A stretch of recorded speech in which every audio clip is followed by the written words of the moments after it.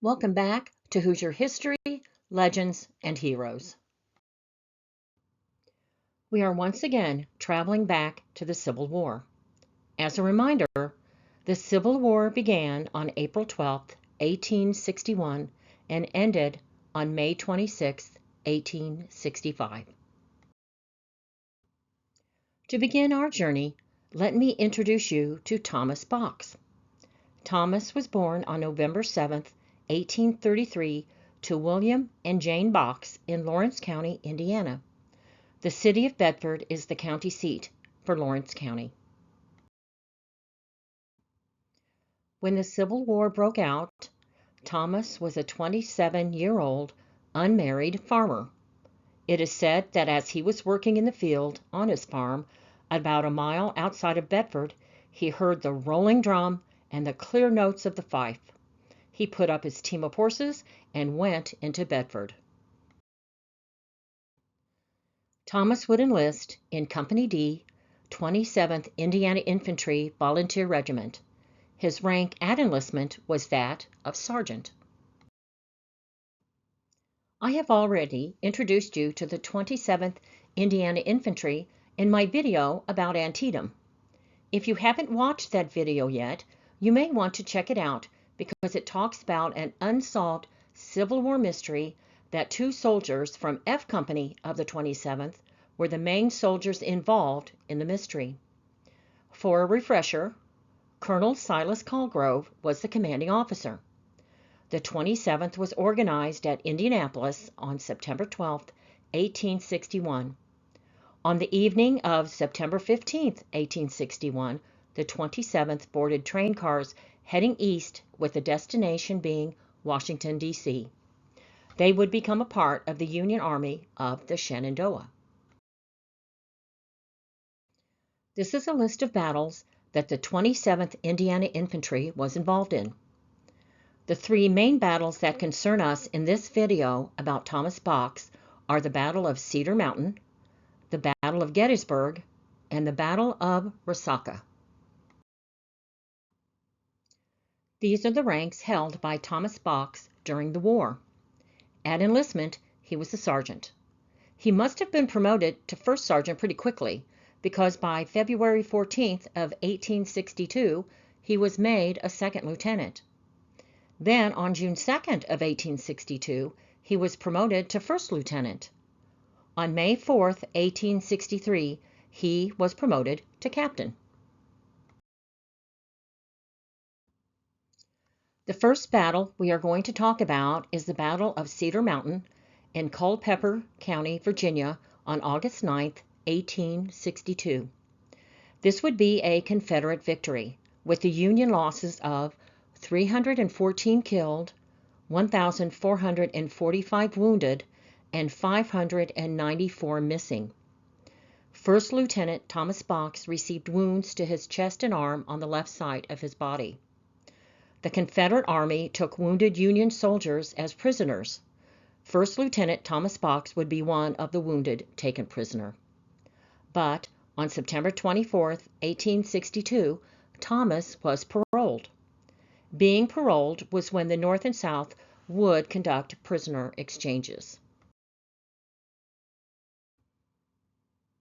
During the Battle of Gettysburg, which was fought July 1st to July 3rd of 1863, Captain Box was wounded again.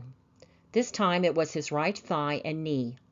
Later in life, Thomas would say that he lay for some time in a stream of water, and he credited the water to the healing of the wound. Pictured is the monument to the 27th Indiana Infantry, located at the Gettysburg battlefield. The Battle of Resaca, Georgia, was fought May 13th to May 15th, 1864. General William Tecumseh Sherman launched a campaign to capture and take the southern city of Atlanta, Georgia. Sherman's Confederate adversary was General Joseph E. Johnston. This would lead to the Battle of Resaca, which was the first battle in the Atlanta campaign. Because of the actions of Captain Thomas Box during this battle, he would be awarded the Medal of Honor. The citation would read, capture of flag of the 38th Alabama Infantry, Confederate States of America. We are lucky enough to have an accounting of Thomas's actions, of his heroics, in his own words. This article was published in the Times-Mail newspaper, May 24, 1996. Thomas would tell that the 27th had advanced beyond the main line when they were suddenly charged by the enemy. They were commanded to reserve their fire until the rebels were within 30 feet. The following is the telling exactly how it was published. When they came so near, we opened a terrible volley and charged with bayonets, driving the enemy back into their works. They fell back and formed a new line. We also fell back and formed on our old line. They charged up to our line again. We gave them another volley and broke their ranks.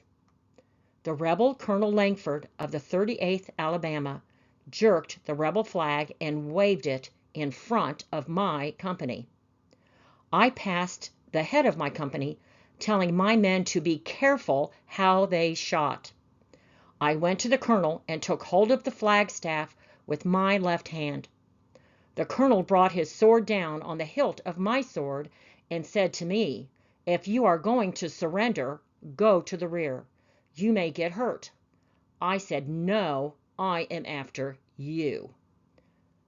At that moment, one of my men came up. I told him to shoot Colonel Langford's brains out. The colonel gave me the flag and said he would surrender. I took him back to the rear of my command and turned him over.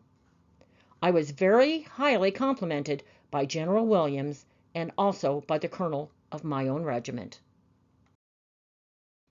Captain Thomas Box would be awarded his Medal of Honor on April 7, 1865. Thomas would marry Sarah Linton on March 15, 1864. He would be mustered out of the Army on November 4, 1864. After the war, Thomas and A.J. Lee operated a livery business. The barn and grounds were nearly the size of a city block. They also ran a hack or shuttle service, which was especially busy during the fair season. Even though Thomas had very little schooling, he possessed a quick mind and was a brilliant mathematician. He was about 6 feet tall, wore his whiskers trimmed, and was known for a dry wit. After the death of his wife Sarah in November 1900, Thomas moved in with his daughter Emma and her family in her Bedford home. On December 18, 1914, Thomas would die suddenly at the home of his daughter, Nellie Owens, in Indianapolis. His body would be taken home to Bedford, and he would be buried in the Green Hill Cemetery. Thomas was survived by his 3 daughters, Emma Lee, Daisy Rush, and Nellie Owens. I found out that Thomas's sword is located at the Lawrence County Museum in Bedford. Needless to say, I had to make a trip there for myself to actually see the sword Thomas used during the war and the sword he was holding when he captured the flag from Colonel Langford. Not only did Jeff, the operating manager of the museum, bring the sword out of storage so that I could see it, he also allowed me to pick it up and hold it. To me, that was pretty awesome. I want to say that everyone at the museum was very kind and that they were happy to share lots of information about Lawrence County. I'm sure you can guess that I will be returning to Lawrence County for future videos.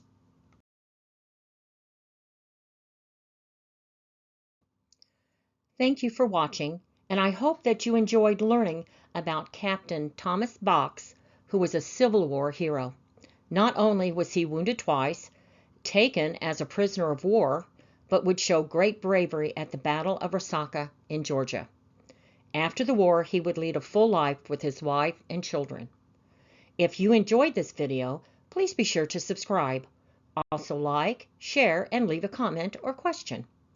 Be sure to click on the notification bell so that you will be notified when the next Hoosier History, Legend, and Heroes video is uploaded. Until next time,